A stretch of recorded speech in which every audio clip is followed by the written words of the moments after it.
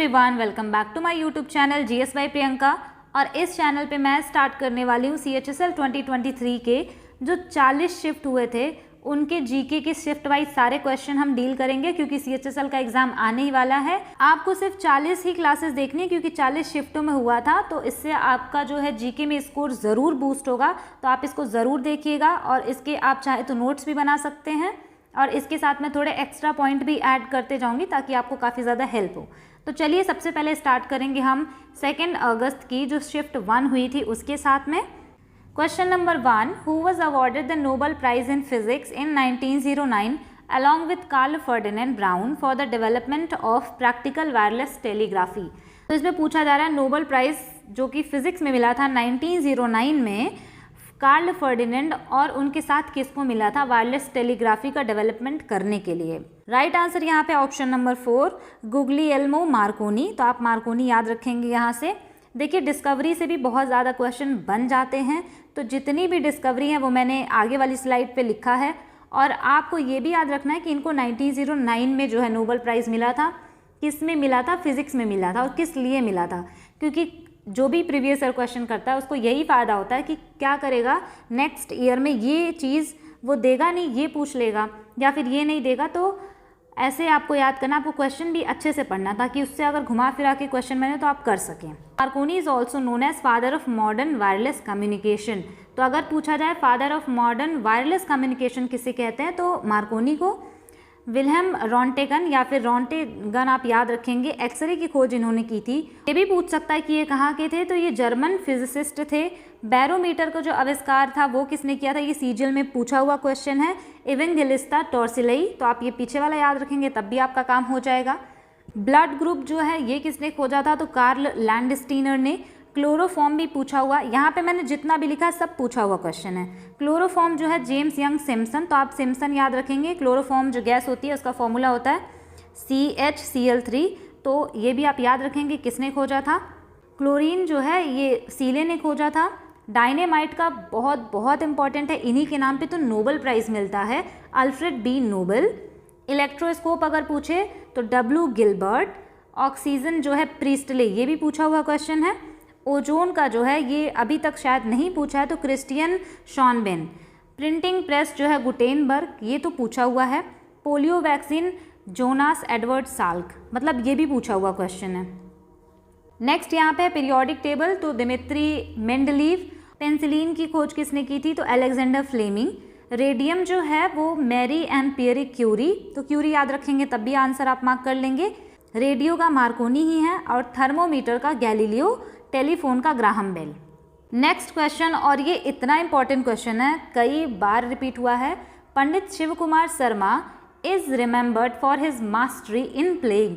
इसमें पूछा पंडित शिव कुमार शर्मा जी कौन सा इंस्ट्रूमेंट प्ले करते थे, तो राइट आंसर यहाँ पे संतूर। इतनी बार ये क्वेश्चन पूछा है क्योंकि ये जो है संतूर जम्मू एंड कश्मीर का इंस्ट्रूमेंट है। और आगे हम कुछ और भी म्यूजिशियन एंड इंस्ट्रूमेंट देख लेते हैं, और जो टॉपिक हम इस वीडियो में डील कर लेंगे उसको हम आगे डील नहीं करेंगे, इसीलिए आप जो है लाइन से देखिएगा वीडियोस। हारमोनियम से कौन कौन रिलेटेड है, तो श्री पुरुषोत्तम वालवालकर, अप्पा जालौनकर, जय प्रकाश घोष। और फ्लूट से तो बहुत इंपॉर्टेंट है, कई बार पूछा गया, TR महालिंगम, हरि प्रसाद चौरसिया, यहाँ पे आप 2-3 बार स्टार मार्क कर लीजिए, N रामानी और पन्नालाल घोष। शहनाई ये भी बहुत ज़्यादा इंपॉर्टेंट है। इसमें ये पूछा गया था कि 1947 में रेड फोर्ट पर जब हमारा देश आज़ाद हुआ था तो किसने शहनाई बजाई थी, तो राइट आंसर यही है बिस्मिल्लाह खान। अली अहमद हुसैन भी शहनाई से रिलेटेड है। और ये नाद स्वरम जो ये साउथ इंडिया का इंस्ट्रूमेंट है, तो ये आप जहाँ पे देखिएगा पिल्लई आप मार्क कर सकते हैं आंसर। वैसे ये बहुत ज़्यादा तो इम्पॉर्टेंट नहीं है, लेकिन शहनाई और फ्लूट वाला ज़्यादा इम्पॉर्टेंट है। नेक्स्ट घटम, ये इतनी बार पूछा गया, यहाँ पे TH विनायक्रम जो है ये घटम से रिलेटेड हैं, और EM सुब्रमण्यम। तबला से रिलेटेड हैं जाकिर हुसैन, सबीर खान, अल्लाह राखा, पंडित किशन महाराज और अहमद खान। पखावज का ये जो है इस पर आप 2-3 स्टार मार्क कर लीजिए। पखावज का ये कई बार CGL CHSL सब में रिपीट हुआ है, और ये गोपाल दास और पंडित अयोध्या प्रसाद। और मैंडोलिन ये भी CGL में पूछा गया था और CHSL में भी। मैंडोलिन जो है यू श्रीनिवास, इनका बस एक ही नाम है मैंडोलिन से। रुद्र वीणा यहाँ पे बहुत इंपॉर्टेंट हो जाता है असद अली खान, क्योंकि हम खान देख करके तबला या फिर हम सरोद पे आंसर मार्क कर देते हैं, लेकिन ये असद अली खान रुद्र वीणा से रिलेटेड हैं। और तानसेन का भी पूछा गया था कि तानसेन का कौन सा इंस्ट्रूमेंट है, तो उसको बोलते हैं रबाब, और उसी रुद्र वीणा को ही बोलते हैं रबाब, तो ये भी आप याद रखेंगे।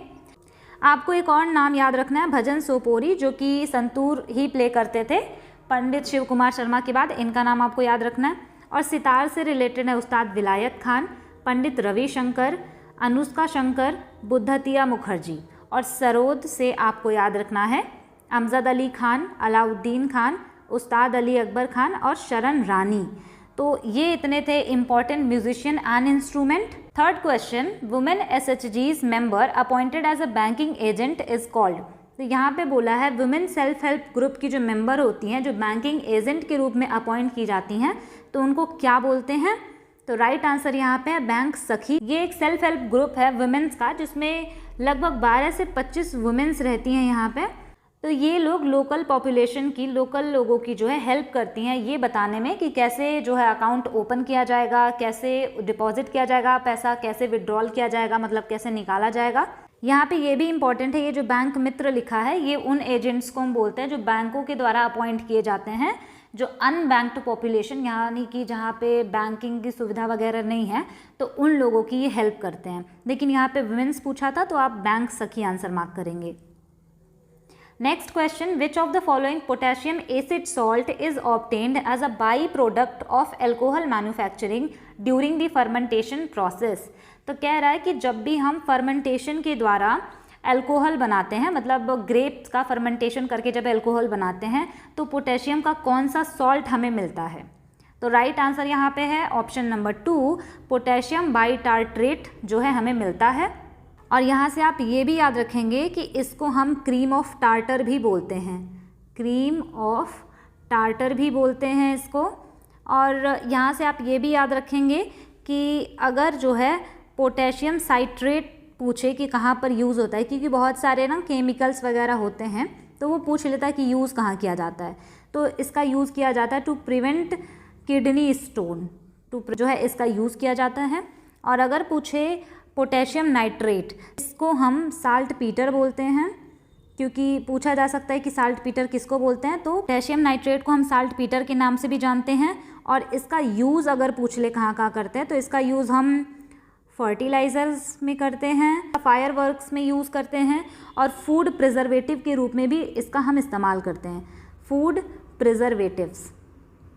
पोटेशियम नाइट्रेट इसको बोलते हैं साल्ट पीटर, और इसका यूज़ करते हैं फर्टिलाइज़र में, फायर वर्क्स में एंड फूड प्रिजर्वेटिव के रूप में। और ऑप्शन नंबर 4 की अगर हम बात करें, पोटेशियम हाइड्रोजन एडिपेट, तो इसका जब हम यूज़ करते हैं सिंथेटिक फाइबर एंड प्लास्टिक बनाने में, एडिपेट का यूज़ करते हैं। और यहाँ से आप कुछ और भी क्वेश्चन याद रखेंगे, element use for vulcanising rubber, sulphur use किया जाता है। वल्केनाइजिंग ऑफ रबर का मतलब होता है कि रबर में जो है सल्फर ऐड करके, ये एक प्रोसेस होता है जिससे कि हम रबर को और भी ज़्यादा स्ट्रॉन्ग और जो है थोड़ा लचीला बनाते हैं, तो काफ़ी ज़्यादा इंपॉर्टेंट है। Noble gas use for treatment of cancer, अगर आपसे पूछ ले कि कौन सा नोबल गैस है जिसको कि हम कैंसर की ट्रीटमेंट में यूज़ करते हैं, तो radon. Base used as antacid, antacid के रूप में हम कौन से बेस का यूज़ करते हैं, तो मैग्नीशियम हाइड्रोक्साइड। नेक्स्ट है मार्स गैस, मार्स गैस हम बोलते हैं मीथेन को, यानी जो दलदली जगहों पे पाई जाती है उसको हम बोलते हैं। Next question, Mundari dance is associated with the tribal community of which Indian state. तो मुंडारी डांस पूछ रहा है कि किस स्टेट से रिलेटेड है, तो ये उस स्टेट से रिलेटेड होगी जहाँ पे ये ट्राइब पाई जाएगी। तो ये जो है आंसर आपका हो जाएगा, राइट आंसर है झारखंड। चेराव और खुआलम आप याद रखेंगे, ये मिज़ोरम का ट्रेडिशनल डांस है। अरुणाचल प्रदेश का ये भी कई बार रिपीटेड है, चालो और पोनुंग, बहुत बार रिपीट हुआ ये क्वेश्चन। झारखंड का भी आप और याद रख सकते हैं, मुंडारी डांस के अलावा भी यहाँ पे होता है कर्मा डांस, झूमर डांस, और यहाँ पे जो है छऊ भी परफॉर्म किया जाता है। छऊ जो है, एक बार पूछा गया था कि कितने टाइप का होता है, तो छऊ जो होता है 3, एक तो परफॉर्म किया जाता है वेस्ट बंगाल में, एक ओडिशा में और एक झारखंड में, तो 3 तरह का छऊ होता है, तो ये भी आप याद रखेंगे। तो आप कुछ ट्राइब के नाम याद रख लीजिए, आंध्र प्रदेश से कई बार पूछा गया, तो चेचू ट्राइब जो है वो आंध्र प्रदेश की है। अरुणाचल प्रदेश से बात करें तो सिंगपो, आपातानी, मोनपा और अबोर, ये सारी जो है ट्राइब्स है अरुणाचल प्रदेश की। असम की है चकमा और दिमासा। जम्मू एंड कश्मीर की गद्दी ट्राइब पूछा गया है कई बार, और बकरवाल। मणिपुर की कुकी ट्राइब, ये तो काफ़ी न्यूज़ में भी रहा था। मेघालय में बहुत इंपॉर्टेंट है गारो, खासी और जयंतिया, ये जो है वहाँ पे हिल्स भी है मेघालय में, गारो, खासी और जयंतिया, तो वहीं की ट्राइब के नाम पर ही उस हिल्स का जो है नाम पड़ गया है। आप यहाँ से ये भी याद रखेंगे कि ये जो खासी हिल है ना, वर्ल्ड का जो वेटेस्ट प्लेस है मौसिनराम, ये खासी हिल में ही पड़ता है, जहाँ पे सबसे ज़्यादा बारिश होती है पूरे वर्ल्ड में। नेक्स्ट यहाँ पे आप याद रखेंगे, ये वाला कई बार पूछा गया है, अंडमान एंड निकोबार का जो ट्राइब है वो है ओरान, ओंजेस, सेंटलीज और शोम्पेन्स। और लिटिल अंडमान की आप याद रखेंगे जरावा tribe. In 2014, Bandhan Financial Services microlender with headquartered at Dash was granted in principle approval by RBI to start a universal bank। तो यहाँ पे बंधन फाइनेंशियल सर्विसेज को पूछा है कि उसका हेडक्वार्टर कहाँ पे है, जिसको 2014 में RBI ने अप्रूवल दे दी थी यूनिवर्सल बैंक को स्टार्ट करने की। तो बंधन फाइनेंशियल सर्विसेज का जो है हेडक्वार्टर था, यहाँ पे राइट आंसर हो जाएगा कोलकाता। और यहाँ से आप याद रखेंगे, अगर RBI का हेडक्वार्टर पूछ ले कि RBI का हेडक्वार्टर कहाँ पे है, तो आप आंसर मार्क करेंगे मुंबई। यहाँ से आप ये भी याद रखेंगे कि RBI के जो है फर्स्ट गवर्नर कौन थे। RBI के फर्स्ट गवर्नर कई बार पूछा गया है, तो वो थे ऑसबॉर्न स्मिथ, ऑसबॉर्न स्मिथ। और अगर पूछे RBI के फर्स्ट इंडियन गवर्नर कौन थे, अगर पूछे कि RBI के फर्स्ट इंडियन गवर्नर कौन थे, तो आप याद रखेंगे आंसर CD देशमुख। और अगर पूछे कि ये किसके रिकमेंडेशन या फिर किसके कहने पे RBI बना था, तो young Hilton commission, young Hilton commission के रिकमेंडेशन पर ये बना था, यंग हिल्टन कमीशन के कहने पर। और अगर पूछे कब बना था, तो ये 1 अप्रैल 1935 में बना था RBI। RBI को हम बोलते हैं lender of last resort, lender of last resort. तो आप ये भी यहाँ से याद रखेंगे, इतना पॉइंट आपको याद रखना है। Next question, what is the width of the court for double matches in lawn tennis. अब देखिए स्पोर्ट्स से ना काफ़ी ज़्यादा मुझे लगता है कि टफ क्वेश्चंस पूछते हैं ये, क्योंकि यहाँ पे पूछा है कि जो डबल मैचेस खेले जाते हैं लॉन टेनिस में, उस कोर्ट की विड्थ कितनी होती है। तो राइट आंसर है यहाँ पे 36। अगर हम इसको मीटर में बोले तो 10.97 मीटर्स, क्या पता नेक्स्ट टाइम ये पूछ ले तो आप याद रखेंगे। बैडमिंटन कोर्ट की अगर विड्थ पूछे तो 38 फीट होती है। नेक्स्ट क्वेश्चन, इसमें मैच कराना था हमें जो भी फेयर होते हैं इंपॉर्टेंट। तो सबसे पहले आपको देखना है सोमनाथ फेयर गुजरात में, तो B का 1 होगा, तो इसमें भी है, इसमें भी है।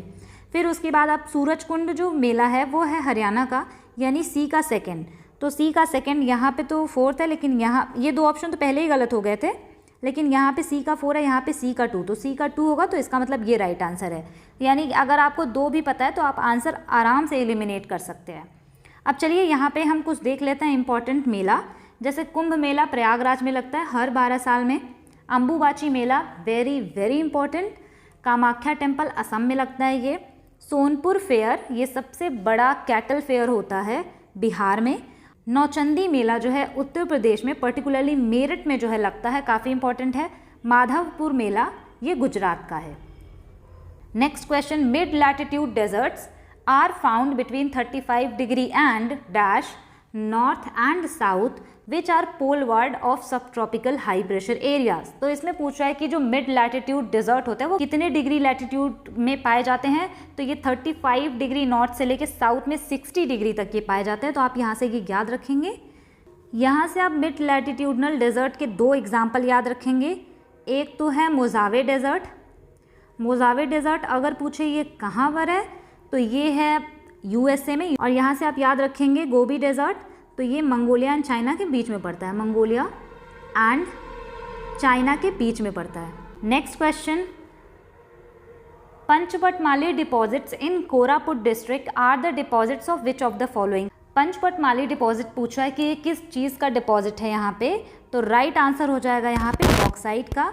ये है largest bauxite mines in Asia, largest bauxite mines in Asia. तो यहाँ से आप ये भी याद रखेंगे। Next question, which of the following Anglo Maratha war resulted in merging the Peshwas territory with the Bombay presidency. तो किस एंग्लो मराठा वॉर में पेशवा की जो टेरिटरी थी वो बॉम्बे प्रेसिडेंसी में मर्ज हो गई थी। तो यहाँ पे राइट आंसर हो जाएगा option second, third Anglo Maratha war में। मॉडर्न हिस्ट्री में एंग्लो मराठा वॉर बहुत बार पूछा गया है। फर्स्ट एंग्लो मराठा वॉर 1775 से लेकर के 1782 तक चला। ट्रीटी ऑफ पुरंदर 1776 में हुआ था, ये भी पूछा गया था। और ट्रीटी ऑफ सालबाई 2-3 इस पे स्टार मार्क कर लीजिए, 4-5 स्टार मार्क कर लीजिए। ट्रीटी ऑफ सालबाई कई बार पूछा गया। 1782 में डायरेक्ट इसका ईयर पूछता है। सेकेंड एंग्लो मराठा वॉर आप टाइम फ्रेम बस एक बार देख लीजिए, बहुत ज़्यादा तो याद रखने की ज़रूरत नहीं है, ट्रीटी ज़्यादा पूछता है। तो ट्रीटी ऑफ बसैन हुई थी 1802 में।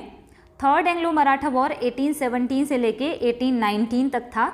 इसमें ट्रीटी ऑफ पूना हुई थी पेशवा लोगों के साथ 1817 में। ट्रीटी ऑफ ग्वालियर भी हुई थी 1817 में, लेकिन ये सिंधिया लोगों के साथ हुआ था। और ट्रीटी ऑफ मंदसौर होलकर लोगों के साथ हुआ था। तो यहाँ से आप ट्रीटी ऑफ सालबाई और ट्रीटी ऑफ बसैन, ये बहुत ज़्यादा इंपॉर्टेंट है, इसको आप एकदम याद रखेंगे। Next question, what is the correct reason for a good to be identified as a final good. यहाँ पे राइट आंसर होगा it is not processed further by a producer, यानी जो प्रोड्यूसर है उसके द्वारा इसको और ज़्यादा प्रोसेस नहीं किया जा सकता, उसको बोलते हैं हम final good. Next question, the lofty gates erected in the courtyard of the temples in South India were called. Temple के आर्किटेक्चर पे मैंने एक वीडियो बनाई हुई है, तो आप वहाँ से जाके देख सकते हैं, बहुत इंपॉर्टेंट वीडियो है वो। तो यहाँ पे पूछा है जो बहुत बड़े बड़े गेट बनाए जाते थे साउथ इंडियन टेम्पल्स में, तो उसको हम क्या बोलते थे। तो राइट आंसर है यहाँ पे गोपुरम, इसको हम बोलते थे एंट्री गेट। और ये नॉर्थ इंडिया में नहीं बल्कि साउथ इंडिया में इसको बहुत बहुत ज़्यादा देखा गया है। Next question, which of the following crops is the only genetically modified GM crop approved for commercial cultivation in India. तो यहाँ पे राइट आंसर है BT कॉटन। इसमें यही पूछा गया कि कौन सा केवल ऐसा क्रॉप है जिसको कॉमर्शियल कल्टीवेशन के लिए जेनेटिकली मॉडिफाइड क्रॉप जो है यूज़ किया जाता है। तो राइट आंसर यहाँ पे है BT कॉटन। इसके अलावा और कोई भी ऐसा क्रॉप नहीं है जो जेनेटिकली मॉडिफाइड हो और कॉमर्शियल कल्टीवेशन के लिए अलाउड हो। तो ये अकेला ही है जेनेटिकली मॉडिफाइड क्रॉप जिसका कॉमर्शियल कल्टीवेशन के लिए हम यूज़ कर सकते हैं, तो आप इसको याद रखेंगे। Next question, which of the following players won the orange cap in IPL 2023। तो 2023 में IPL में ऑरेंज कैप किसको मिला था। तो राइट आंसर यहाँ पे है Shubman Gill. Next question, the constitution SC and ST order second amendment bill 2022 has recognised the dash community as a scheduled tribe in some part of Uttar Pradesh. जो SC ST order amendment bill 2022 है उसमें उत्तर प्रदेश के कुछ part में Gond tribe को भी SC ST का status दिया गया। तो ये इम्पॉर्टेंट है, इसको आप याद रखेंगे, भले ही ये करंट अफेयर्स का था लेकिन पूछा जा सकता है। Next question, when a general interest rates reaches a very low level which of the following statements will be correct. अगर जो है इंटरेस्ट रेट काफ़ी ज़्यादा लो गिर जाता है तो इसमें से कौन सा स्टेटमेंट सही है। यहाँ पे राइट आंसर होगा most people will expect the interest rate to rise in the future, यानी बहुत सारे लोगों को ये लगेगा कि इंटरेस्ट रेट अभी तो बहुत लो पे जा रहा है लेकिन बाद में ये ऊपर जाएगा। Next question, which of the following government schemes provides skill development training to youth in India. देखिए ये क्वेश्चन मैंने इसलिए रखा है क्योंकि इसको आप कैसे कर सकते हैं। यहाँ पे पूछा था कि कौन सा गवर्नमेंट स्कीम ऐसा है जो कि स्किल डेवलपमेंट ट्रेनिंग देगा यूथ को। तो यहाँ पे आप स्किल से आंसर मार्क कर सकते हैं प्रधानमंत्री कौशल विकास योजना, क्योंकि देखिए अगर स्किल से रिलेटेड कोई स्कीम है तो उसमें स्किल वर्ड तो आएगा ही आएगा, चाहे वो हिंदी टर्म में यूज़ करे चाहे वो इंग्लिश टर्म में। बाकी ये जनधन योजना मनी से रिलेटेड है, ये भी आप हटा सकते हैं। ये जो है ये फूड ग्रेन से रिलेटेड है और ये गरीब कल्याण, तो ये भी नहीं हो सकता। स्किल का मतलब कौशल, तो आप यहाँ से ये आंसर मार्क कर सकते हैं। Next question, who is known as the founder of widow remarriage association 1861। तो ये काफ़ी ज़्यादा इंपॉर्टेंट क्वेश्चन है और मुझे नहीं लगता इसके पहले ये पूछा गया होगा। विडो रिमैरिज एसोसिएशन 1861 में बना था, तो उसका पूछ रहा है कि फाउंडर किसको माना जाता है। तो राइट आंसर यहाँ पे हो जाएगा ऑप्शन नंबर 4 महादेव गोविंद रानाडे। यहाँ से आप याद रखेंगे डॉक्टर आत्माराम पांडुरंग, इन्होंने बनाया था प्रार्थना समाज। जो भी समाज बना था, जो भी रिलीजियस मूवमेंट चल रहे थे, वो बहुत बार पूछा गया। तो प्रार्थना समाज जो इन्होंने बनाया था और बॉम्बे में बनाया था, और अगर पूछे कब बनाया था तो 1867 में। और आरजे भंडारकर की बात करें तो ये आईएनसी के मेंबर थे, इंडियन नेशनल कांग्रेस के। अगर हम द्वारकानाथ टैगोर की बात करें, ये ब्रह्म समाज के मेंबर थे। और ब्रह्मो समाज जो है पूछा जाता है कि इसका हेड क्वार्टर कहाँ पे था, मतलब अगर ये पूछा जाए कि ये बना कहाँ पर था तो ये बना था कैलकाटा में। और अगर पूछा जाए कब बना था तो 1828 में। Next question, which state has the highest number of aluminium smelting plants? सबसे ज़्यादा एल्यूमिनियम स्मेल्टिंग प्लांट कहाँ पर हैं? तो राइट आंसर हो जाएगा ओडिशा। यहाँ से आप याद रखेंगे नालको, यानी कि नेशनल एल्यूमिनियम कंपनी लिमिटेड, ये भी जो है ओडिशा में ही है।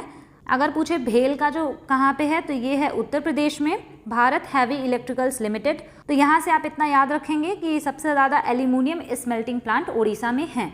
Next question, as of February 2023, how many times Aditi Ashok has overall won the LET ladies European tour title? तो राइट आंसर यहाँ पे हो जाएगा ऑप्शन नंबर ए, 4 टाइम्स। और ये क्वेश्चन इम्पॉर्टेंट है, तो ये अगर पूछा जाए कि किससे रिलेटेड हैं तो ये गोल्फ प्ले करती हैं, उससे ये रिलेटेड हैं। नेक्स्ट क्वेश्चन है यहाँ पे, विच of the following articles of Indian constitution prohibits forced labour and prevents exploitation? कौन सा आर्टिकल फोर्स्ड लेबर को प्रोहिबिट करता है? तो राइट आंसर यहाँ पे हो जाएगा आर्टिकल 23। देखिए पॉलिटी ना काफ़ी छोटा सब्जेक्ट है, उसमें आर्टिकल इतने इंपॉर्टेंट हैं कि कई बार आर्टिकल पूछा जाता है। यहाँ से आप पहले ये देख लीजिए कि फंडामेंटल राइट्स जो हैं वो किस आर्टिकल से किस आर्टिकल तक आते हैं, ये भी पूछा गया है।